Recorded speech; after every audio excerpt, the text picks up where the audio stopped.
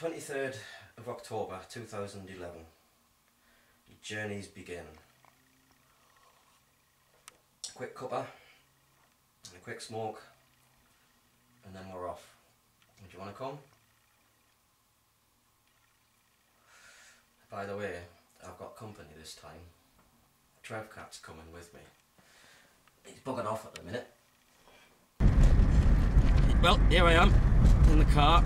I've got my very own personal taxi service and my very own groupie, should I say groupies, taking me to where I'm going. And I'll see you when I get there. Quick introduction though. Here's taxi driver and also cameraman, although he doesn't know it just yet, but he'll be doing a little bit of camera work. And here's groupie number 1 and groupie number 2, if you can see them. Right, here we are, just arrived. Let me show you where home's going to be for the next few days.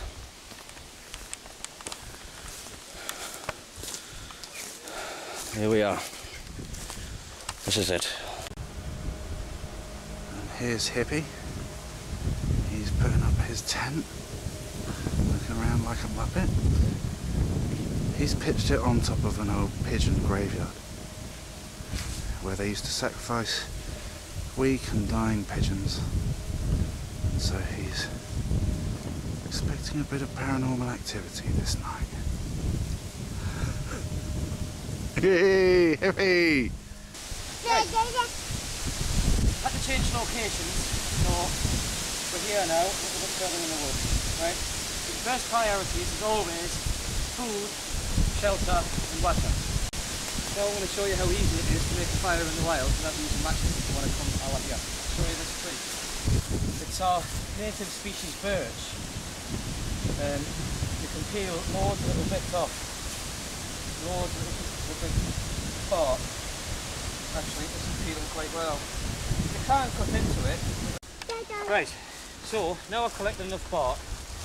Now this wood is quite rotted, really soft. This is going to really help you to make a fire. It's so soft you can easily just break it with your hand. But you still want to split into the middle of it.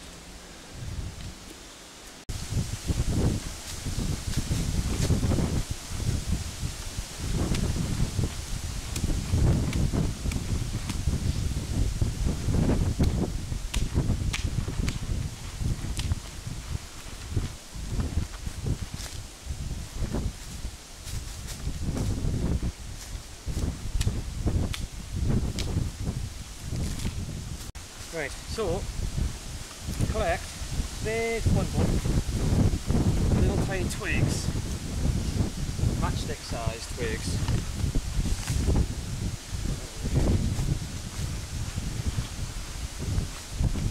Now,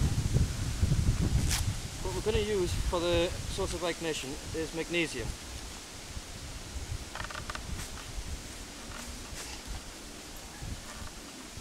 Which provides the spark, the heat, and right now make a bed on the ground with the dry wood that you've collected. Get your tree bark, like all in one little pile. Make sure the wind doesn't blow it away too much.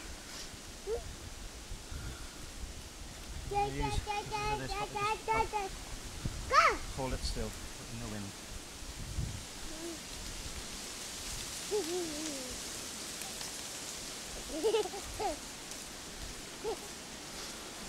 Right, now, you might want to come a little bit closer in for this one. Here we go. Now, I should look for the job. Get that safe.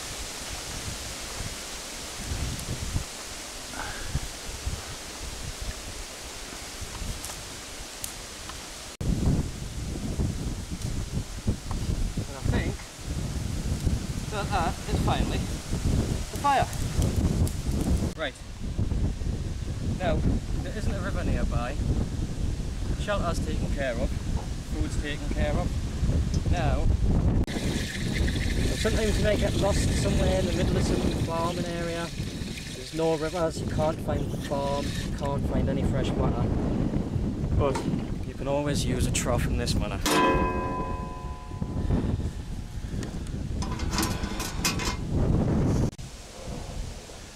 Well, here we go. My last contact to civilization. I'm alone from here on in. Trevor Cat's disappeared. And there's just a bunch of horses for company.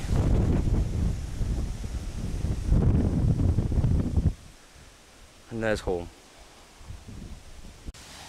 Well, it's probably been about half an hour since my friends left. I've got myself some food. Bacon.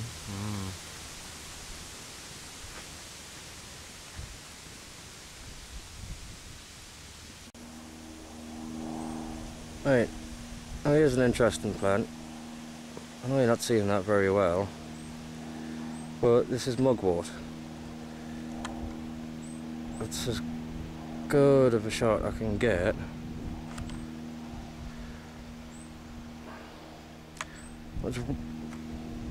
It was first brought over here by the Romans, because you pack it around your socks when you've, well, sorry, you pack it around your feet while you've been marching for hours, and it helps your aching feet. And also you can make a cup of tea with it and it helps you to sleep. So when you're out in the bush and you want to get a good night's sleep and you can't sleep, make a cup of tea with this stuff. Knock you out good style. Here's another good plant. Rose Bay Willow Herb, it's called. You can use the pith from the inside stems to thicken up your stock, sort of like cornstarch. Or, as you see in the white hairy tips on the ends, you can use that for making fire. I'll collect some of that and show you it later. Well, here I am, sitting by the fire. And no, it's not beef jerky time yet. Nearly there though. But courtesy of Tesco's own,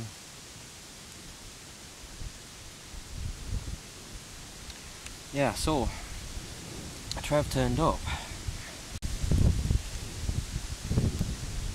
Cherry chili time.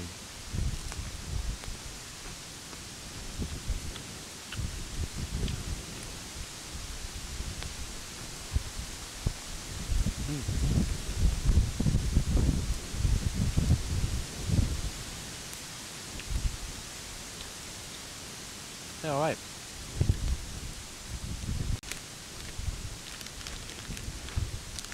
And pistachio.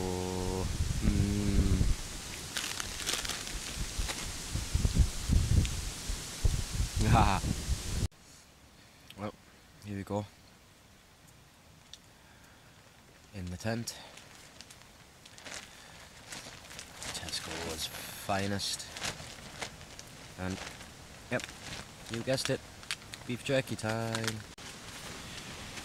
Well, there is one thing I forgot to mention earlier on. I don't know how well you can see that, but I used to have a leather bracelet. And the woods took it. Gone.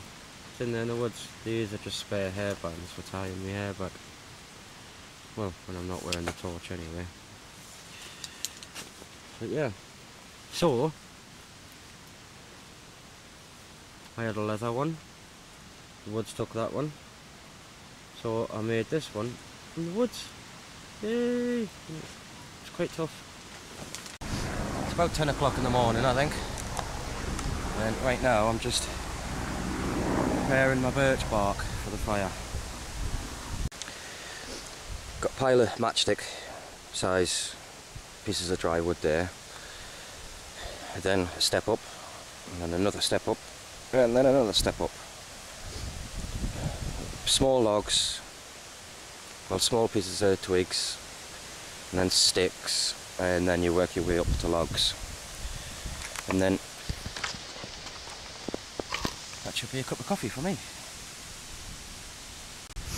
Now if you look, you can see that this is actually smoking a little bit. So if I just leave that as is, that's going to light again.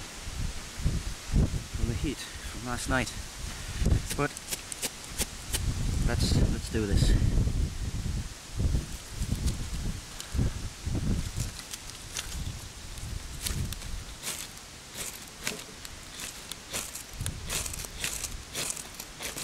And remember, patience is the key.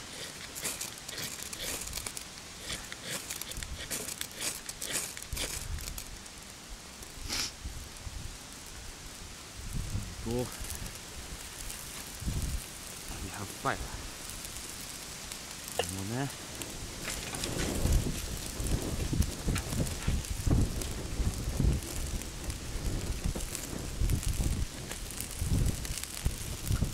These bits on to help hold them matchstick bits in place. And little burns. Right, let me shift you out the way before you get burnt too much.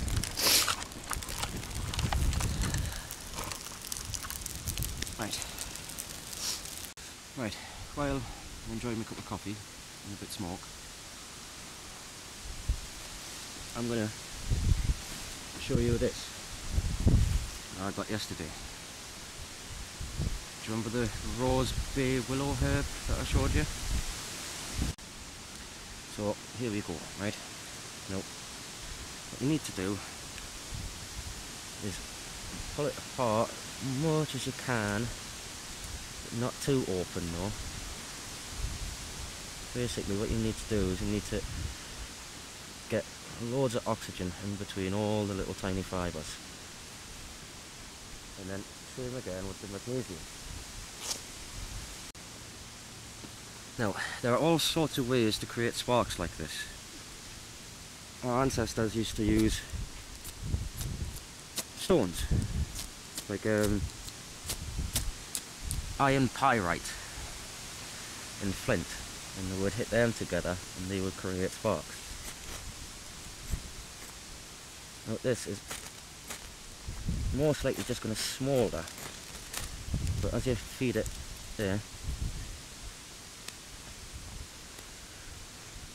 I don't know if you've seen that, but we had a little flame. So it's not as easy to light as the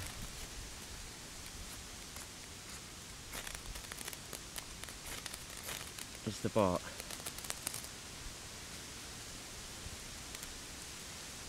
You start to get a flame and then you lose it.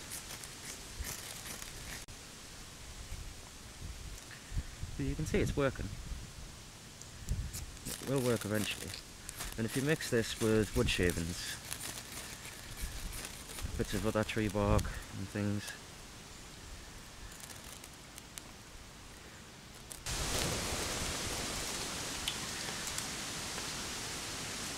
you know, where there's smoke there's fire. I don't know if you can see, but this is smoking good style. Let's try and pick it up. Yeah, you see that?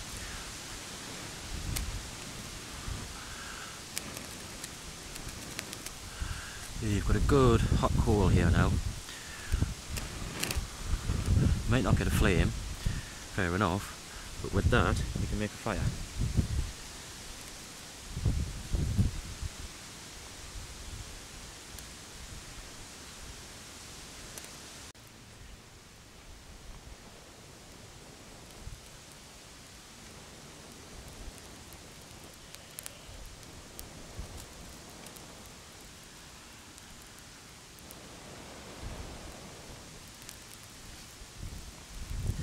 And there you go. Now we have flame. Now we have a fire.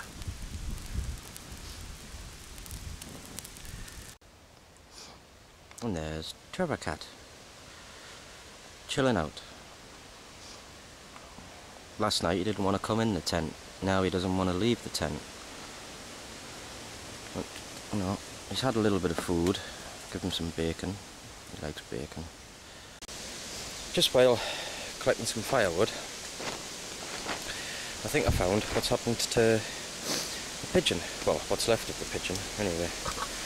I haven't showed you this yet. Yeah, I don't know if you're making that out too well. Yeah, loads and loads of pigeon feathers. It looks like this is where the kill was made, and whatever caught the pigeon has stripped most of its feathers off here, and then just while gathering firewood up here, I think I've found what's left of the pigeon. Here we go.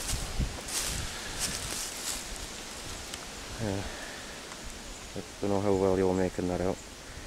There's a bit of it there, and there's what's left of it there. Not much. Probably a fox got it. Right, I don't know if you can hear me in all of this wind, but I was mentioning the feather sticks earlier on. You just need to split some dry wood, soft wood, preferably. You can always tell it's soft wood because you can stick your nail into it and you can mark it with your finger.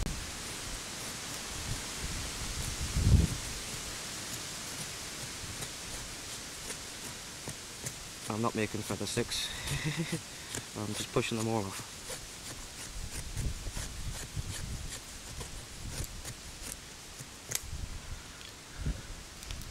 But there's a feather stick. Now the whole principle of this, even if it's not dry wood, even if it's wet wood, in fact this method of making fire will enable you to make fire with wet wood, because you're cutting into it, and as you cut you're squeezing out the water and you're increasing the surface area of your wood. Now all these little wood shavings here, you keep them as well because they will also work. Now these wood shavings will catch light from a single spark. Well, I say a single spark, you need a bit of patience again. Just same idea as the birch bark. I've got a little pile of feather sticks. I've got a pile of wood shavings from the feather sticks. I've got all my little matchstick twigs and all the rest of it. Now, so imagine that you've had to make your feather sticks out of wet wood. I'm going to show you another method of how you're going to be guaranteed of making a fire with wet wood. Again, it's not so easy to get it to work in one go, but what I'm going to do is I've got a piece of birch bark and I'm going to wrap that up in a circle like that. And we use this piece of vine here to tie that. It's a very simple knot. It's a clove hitch. Right, I've got my clove hitch prepared. Let's get that prepared. Now the thing with using birch bark like this, right, it contains a lot of resin. Now you can use this to hold in your hand and control the burn quite easily, but you don't want to hold it too much though, because it will begin to spit. And just wrap that round. Now this vine is green, so it'll take quite a lot to actually burn.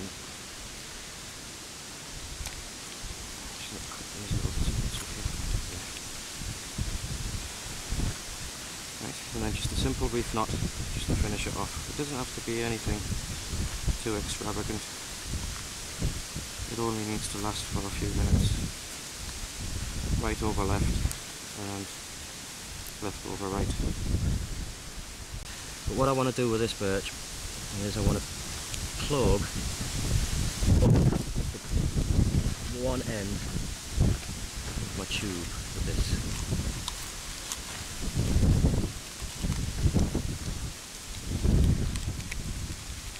Again, you don't want it too tight. You don't want the oxygen still to flow. Right. So you've got that, and well and truly bunged up the birch, so it's going to hold all your feather sticks in.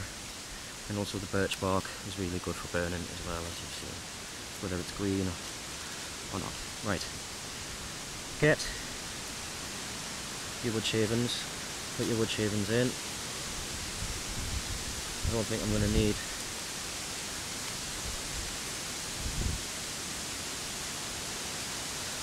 the feather sticks actually. Right. There. Here we go.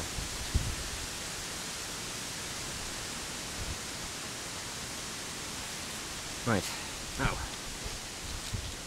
so unlike today, your wood that you use your feather sticks were very wet, so it's not going to catch as easily as it would normally. So this is where I would use the char cloth that I mentioned earlier on. It's exactly the same principle as charcoal, but this is 100% cotton rag. And you start it to burn just like you start charcoal burning, and then you snuff out all the oxygen. Now you can quite easily make this on your campfire, or you make it at home before you leave, and this lights up the vaguest of sparks. And you just put that in the tube with everything else. There. And then you want to get that to light.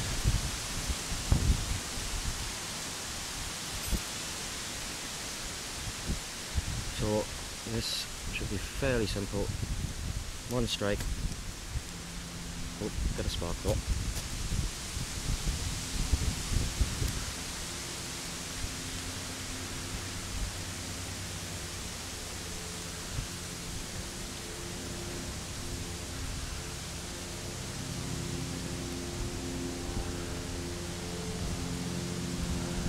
I don't know if you can see that glowing in there.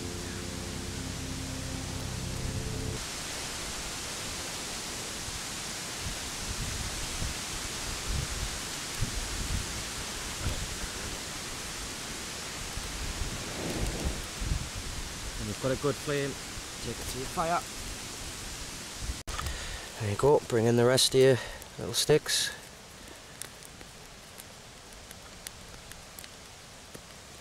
Oops, I've lost my flame now. That's okay, that's not a problem. Just needs a bit more oxygen.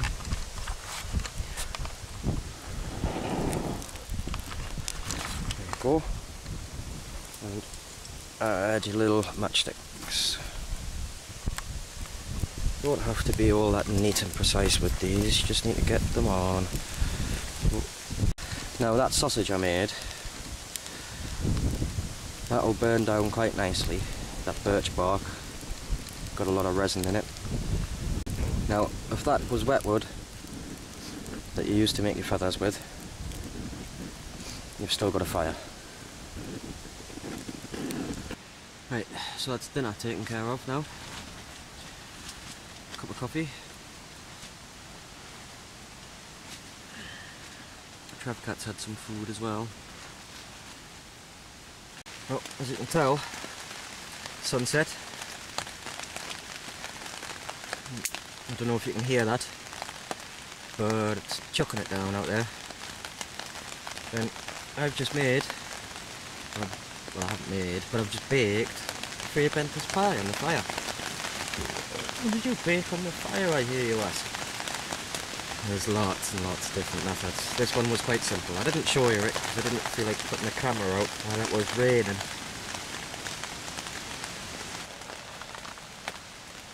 There's my pie. What do you think of that? Right, I'm going to tuck into my Fray Bentos pie. And I'll see you later. Well, you've guessed it. It's beef jerky time. In case you're wondering what this is Travcat. We're sharing the beef jerky at the minute, won't we?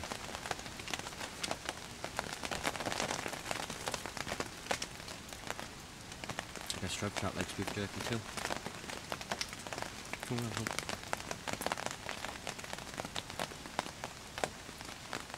I don't know if you can hear that, but it's still raining. Has its moments, quietens down a bit, picks up, quietens down, picks up.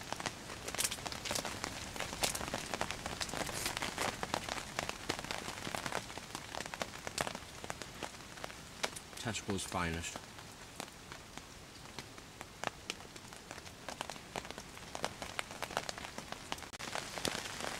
I thought I'd just mention, earlier on I went for a walk in the rain. Didn't even get halfway to where I was going. I got so wet, turned back. I should have put my waterproofs on. Stupid, bloody me. But yeah, I just thought that mention just a little bit about where I am. Not gonna bloody tell ya.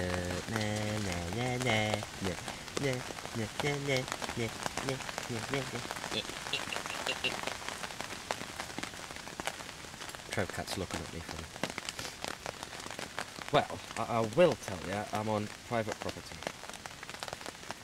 Invitations only. If your name's not on the list, you ain't getting in. No! This is a black tie event.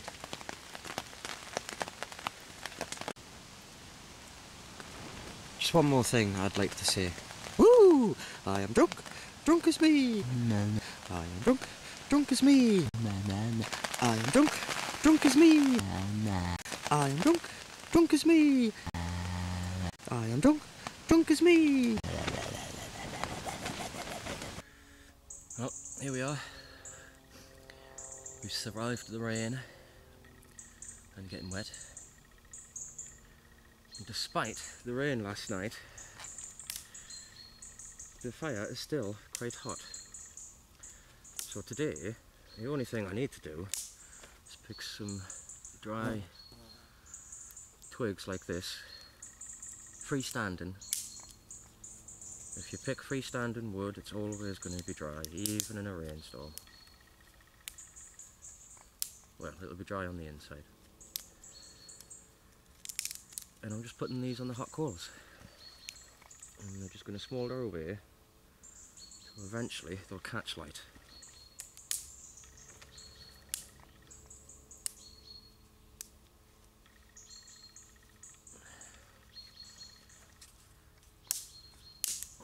What I always try to do when it's raining is try to build the fire up a lot more than what I need to, so the rain can't put the fire out.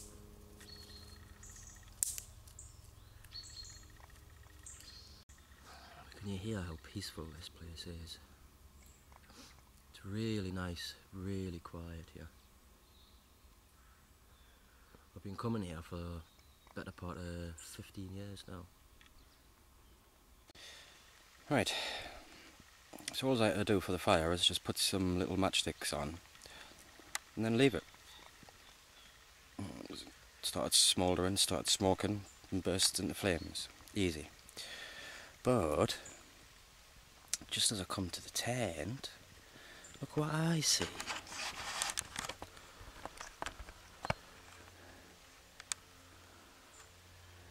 A Trevor cat in my sleeping bag.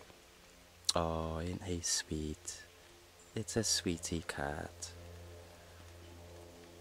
Right, note to self.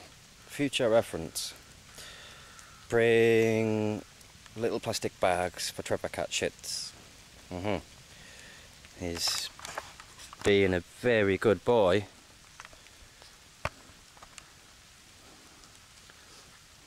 And he's having a shite. Well, he's had a shite right outside the bloody door. But he's burying it. He's burying it good style. But still though, that's going to stink up the tent. Hello, back again. My mate arrived fairly after dark last night and pretty much just come straight home. Now, what I didn't show you was how to break camp, basically. I suppose it goes without saying, when you're in the woods and you've had a fire going, you don't leave camp until you've put the fire out properly. And you put all the leaf litter back. You put it back to try and make it look like there's never been anybody there in the first place. Really, a good bushcraft person will always put the woodland back to as near the condition that they found it in. I was trying to show you this, but it was too dark. Even with the night vision, you weren't really seeing much. But yeah, although we did get to do a little bit of bushcraft nonetheless, really it was just about introducing Trevor Cat to camping, hoping that he's going to be a camp cat. We'll see, anyway. He doesn't like the tent. But until next time, anyway.